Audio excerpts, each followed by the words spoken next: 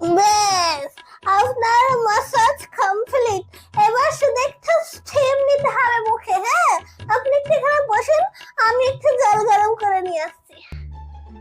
কেন এসে গরম জল আছে, একটু স্টিম নিয়ে নাও। কিন্তু এই গামলায় করে?